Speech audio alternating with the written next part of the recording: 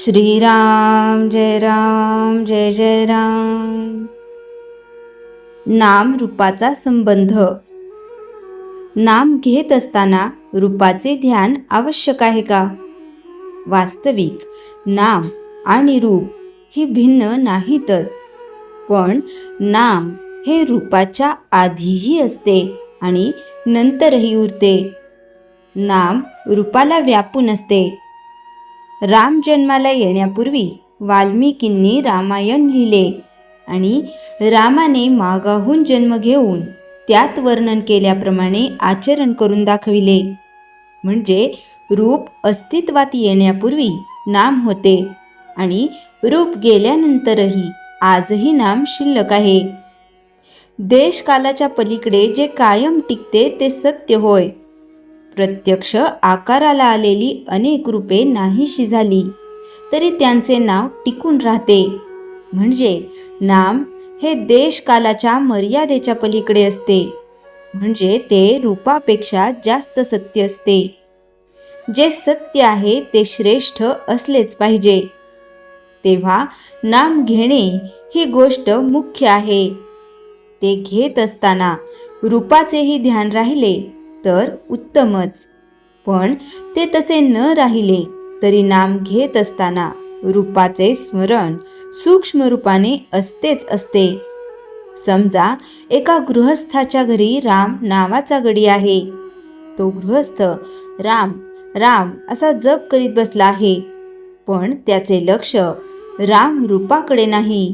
मनात काहीतरी दुसरेच विचार चालू आहेत. अशा वेळी त्याला जर एकदम विचारले की तुम्ही कुणाचे नाव घेत आहात, तर अर्थात रामाचे असेच उत्तर तो देईल. हे उत्तर देताना त्याच्या मनात दाशरथी राम हीच व्यक्ती असणार, राम गडी ही व्यक्ती नसणार. याचाच अर्थ असा की नाम घेत असताना रूपाचे ध्यान सूक्ष्म रूपाने आत जागृत असते. म्हणूनच रूप ध्यानी येत नाही म्हणून अडून बसू नये. नामस्मरण करण्याचा अट्टहास ठेवावा. त्यात सर्व काही येते. एखाद्या माणसाची आणि आपली ओळख असेल तर पहिल्याने त्याचे रूप पुढे येते आणि नंतर नाम येते. पण आपली त्याची ओळख नसेल आणि आपण त्याला बघितलेला नसेल तर त्याचे फक्त नाव येते. आज आपल्याला भगवंताची ओळख नाही म्हणून त्याचे रूप माहीत नाही, परंतु आपल्याला त्याचे नाम घेता येईल. सध्या सुद्धा त्याचे नाम घेताना त्याची आठवण आपल्याला होते, हा आपला अनुभव आहेच. भगवंताचे रूप तरी निश्चित कुठे आहे? एक राम काळा तर एक राम गोरा असतो. एक राम लहान तर एक मोठा असतो. पण सर्व रूपे एका रामाचीच असतात. भगवंत स्वतः अरूप आहे, म्हणून जे रूप आपण त्याला द्यावे तेच त्याचे रूप असते. यासाठी आपण कोणत्याही रूपामध्ये त्याचे ध्यान केले तरी चालते. नामातून अनंत रूपे उत्पन्न होतात आणि अखेर त्यामध्येच ती लीन होतात. म्हणून भगवंताचे नाम श्रेष्ठ आहे. हे त्याचे नाम तुम्ही आवडीने अखंड घ्या आणि आनंदात रहा. श्रीराम जय जय राम. चैतन्यवाणी. दानात दान अन्नदान, उपासनेत उपासना सगुणाची उपासना आणि साधनात साधन नामस्मरण. श्रीराम जय जय राम. श्रीराम समर्थ. दासबोध. प्रवचन समास 2 दशक 10. विषय खरे ज्ञान ऐकलेले नव्हे जगलेले. समर्थ रामदास स्वामी या दशकात एक फार सूक्ष्म पण अत्यंत महत्त्वाचा मुद्दा मांडतात. ज्ञान आणि अनुभव यातील फरक. आज माणूस खूप काही ऐकतो, खूप काही वाचतो, पण समर्थ विचारतात तू ते जगतोस का? एक, ज्ञान म्हणजे काय? समर्थ स्पष्ट सांगतात, पुस्तकातले ज्ञान म्हणजे ज्ञान नव्हे, अनुभवात उतरलेले ज्ञान म्हणजेच खरे ज्ञान. प्रवचन ऐकले पण स्वभाव बदलला नाही, शास्त्र वाचले पण अहंकार गेला नाही, उपदेश केला पण स्वतः पाळला नाही, तर समर्थ म्हणतात ते ज्ञान नव्हे, ती केवळ माहिती आहे. 2. बोल घेवडेपणा.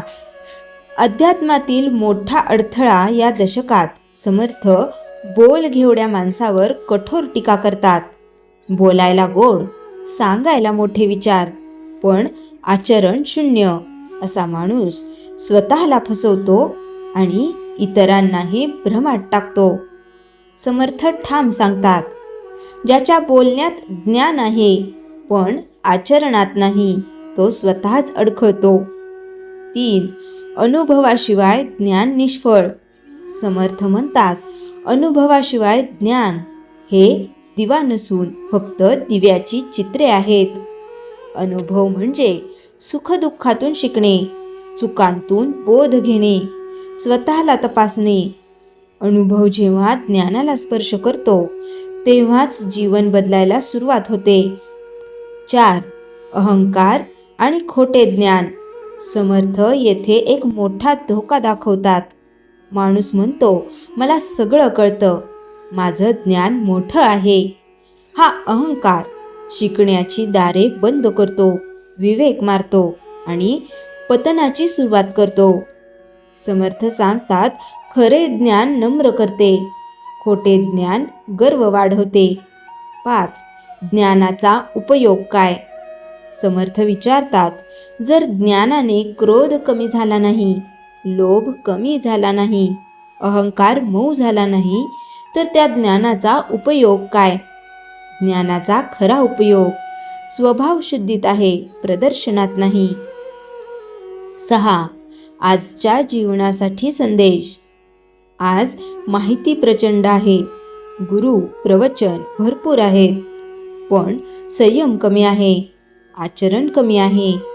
समर्थ सांगतात, एकच उपदेश 1000 वेळा ऐकण्यापेक्षा एक तरी उपदेश जगून दाखवा. घर, नोकरी, समाज सगळीकडे अनुभवसिद्ध ज्ञानाचीच गरज आहे. उपसंहार.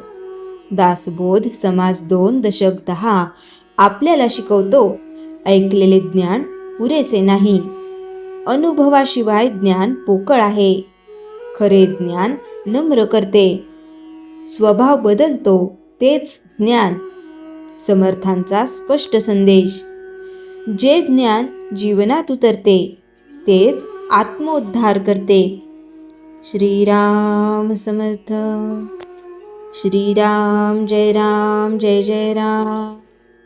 जयाच्या जनी जन्मनामार्थ झाला, जयाने सदा वासनामात केला, जयाच्या मुखी सर्वदा नाम कीर्ती, नमस्कार तया ब्रह्मचैतन्य मूर्ती. श्रीराम जय राम जय जय राम. जानकी जीवन स्मरण जय जय राम.